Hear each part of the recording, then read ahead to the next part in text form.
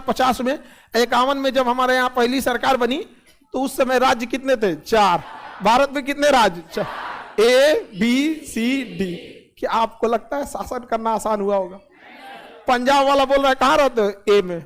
UP वाला A, Bihar वाला A, पश्चिम बंगाल वाले A, हैदराबाद वाला देसी रियासत किसमें? B में। जूनागढ़ वाला समझ में आ गया कि नहीं? इंदौर वाला बोलता है C, अंडमान निकोबार वाला D, नाम नहीं बोलता था सब ABCD। अब पूछेगा अच्छा A में कहा? लखनऊ में। अजीब टाइप का। भारत में शासन उठपटांग हो गया था, इसे खत्म करना बहुत ज्यादा जरूरी था। तो पहले सरदार पटेल ने कहा कि पहले ABCD को पहले बढ़िया से निपटाते हैं। तो 552 स्टेट को पहले उन्होंने मिला दिया। सरदार पटेल ने कितने स्टेट को मिला? 500। इसमें उनका साथ दिया VP मेनन। सरदार पटेल और VP मेनन, सरदार पटेल और VP मेनन। तो सरदार पटेल और VP मेनन के जिम्मेदारी दी गई थी। अंग्रेज देखिए कितना चोट्टा खचरा था सब। देश जब आजाद हुआ सब ना, पाकिस्तान बना दिया और भारत बना दिया तोड़ के अलग।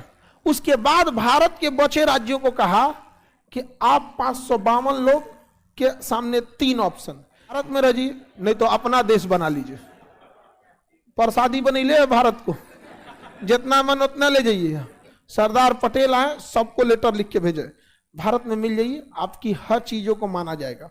कुछ लोग नाटक किए तो भारत, कुछ लोग को हल्का सा धमकाया उमकाया तो मिल गया सब। कुछ थे लोग जैसे सिंधिया सब, महाराष्ट्र मराठा साम्राज्य का ही टुकड़ा भागे सिंधिया, वो कहा हम एक ही शर्त पर मिलेंगे, हमारा धन दौलत हमारा बचा रहना चाहिए। सरदार पटेल ने कहा ठीक है, देखो पूरा राज्य तो नहीं दे सकते, पर्सनल जिस महल किला में रहते हो वो तुम्हारा रहेगा, वो हम कभी नहीं लेंगे। आज भी सिंधिया, ज्योतिरादित्य सिंधिया का महल है, तो उन्होंने कहा कि हम आपके क्षेत्र में मिला लेते हैं, रह जाओ। राजस्थान में आज भी उदयपुर के राजा हैं, उनका आज भी बचा हुआ है, तो उन्होंने सही से साइन कर लिया कि हाँ मैं स्वेच्छा से भारत में मिलना चाहता हूं। सरदार पटेल ने कितना पापड़ बेला दिख गया, 552 राज्य आराम से मिल गए थे। यही 3 गो खचराई किया था, है ये कुत्ता वाला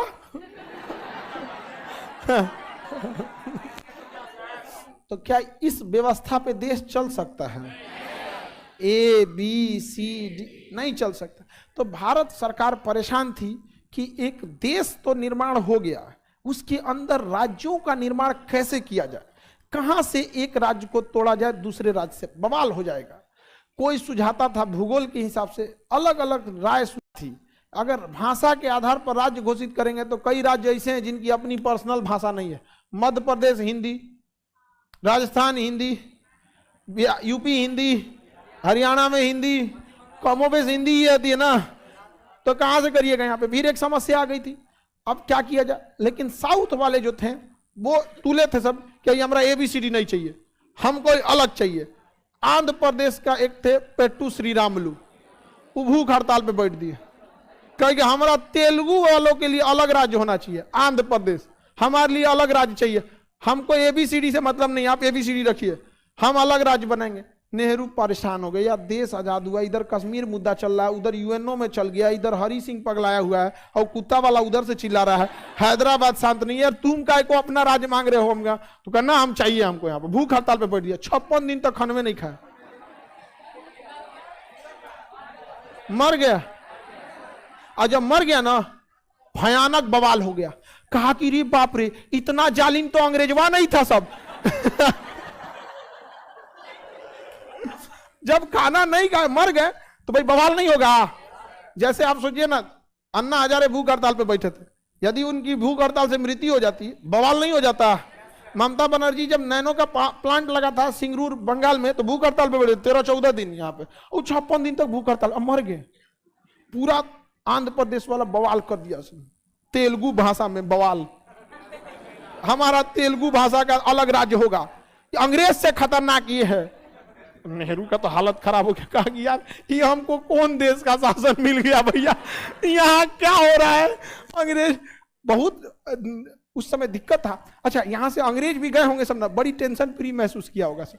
भारत वाला कम दिमाग नोचा था उस होगा, अलग अलग राज्य में अलग अलग नोचाया था सब, पिटाइबो किया था सब, और मैं सुगराने वाला भी था, तारीफ करने वाला भी था, ले जाके पीटीओ देता था सब बड़ी परेशान हुआ सब वहां पे। सरदार पटेल की जब तक 1950 में मृत्यु हो चुकी थी, जवाहरलाल नेहरू कहें कि अब क्या किया जाए, तो मजबूरी में जवाहरलाल नेहरू गए और 1953 में आंध्र प्रदेश का निर्माण किया। तो भाषाई आधार पर पहला राज्य बना आंध्र प्रदेश। क्या हो गया? आंध्र। अब हो गया बवाल, गुजरात वाला कह रहा है कि हमारा गुजरातियों वाले के लिए गुजरात, मराठी कर रहा हम मराठियों वाले के लिए महाराष्ट्र, तमिल वालों के लिए तमिलनाडु, मलयालम वालों के लिए केरल। बिहार वाला कंफ्यूजन में था, बटेगा तो हमको भी मिलेगा।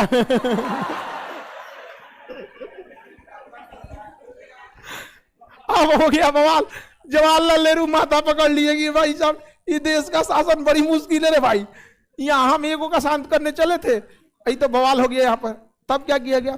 तब सुप्रीम कोर्ट के एक जज थे फजल अली, खान बहादुर सर सईद फजल अली पूरा नाम था, बस अभी फजल अली याद रखिएगा। क्या नाम है? फजल। वो उस समय सुप्रीम कोर्ट के जज थे।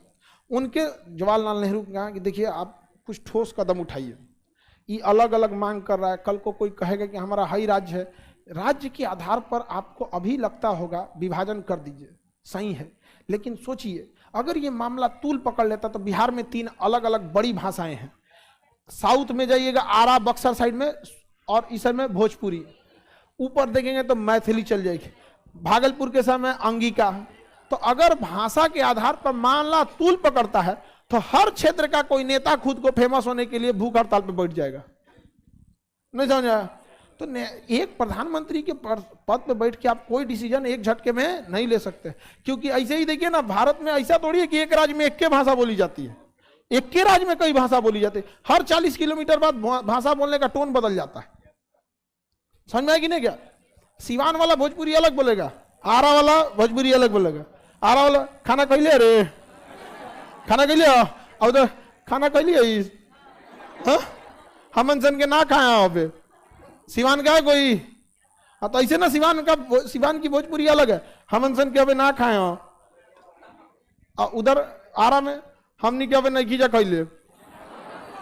हाँ तो बताइए कैसे कोई डिसीजन अचानक ले सकते हैं? तो फजल अली को कहा गया, तो फजल अली अपने हिल गए, अरे बाप रे बाप बड़ी बवाल है।